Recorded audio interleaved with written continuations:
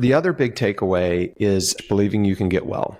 You got to believe it. If you don't believe it, it's not going to happen. And you can put all the right stuff in your body. Like when you said the most important thing about carrots is getting it in your body or getting that food in your body, I'd say absolutely. If you're not taking it, you don't have access to the resource. But the next most important thing is you got to believe that it's actually going to work for you, right? Even if I had a chance to talk to 200 doctors. While you're grabbing that thought, I'll say this. Early in my fight, when I was fighting to get my flight status back, is that ours is a story of two miracles. One, beating cancer that no one had beat, and then getting back in the cockpit, which no one had done, not naturally, not without doing what they were told to do in the military, without doing the chemo and the radiation.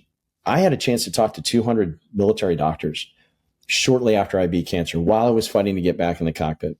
And they had all these doctors talking about alternative medicine and how it adversely affects aviation and why you shouldn't let people do that stuff and don't take too much vitamin C and go fly an airplane. And here I'm the guy who did all the things they're talking bad about, but I wasn't in flight status. But I said, hey, I used all this stuff to beat cancer. Now, if I go back to flying, I'm not going to inject nitrogen. But I had a moment. I just felt like God gave me a word for these doctors. And I just looked them straight in the eye. I wasn't going to convince them that alternative medicine was going to do anything. I wasn't going to convince them of that. I had one short moment of like 5 minutes of addressing these doctors to say, look, faith beats cancer. And for some of us, it's faith in Jesus Christ, like it was for me, and faith in the carrot juice. But you know what? Some people don't have that.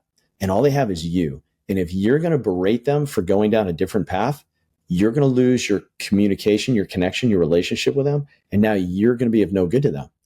If they don't have faith in anything other than you and you cut them off, you've left them with nothing. Because if they believe in you, they got a shot at beating it, whether it's chemo or carrots. Because at the end of the day, chemo or carrots, God does the healing.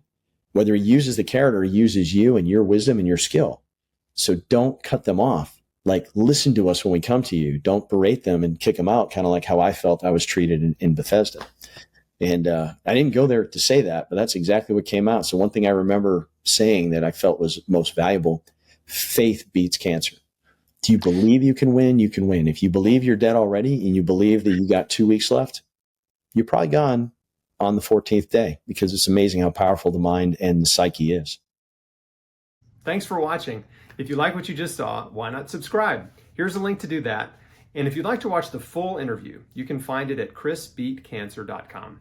There's a link to it in the description right below this video.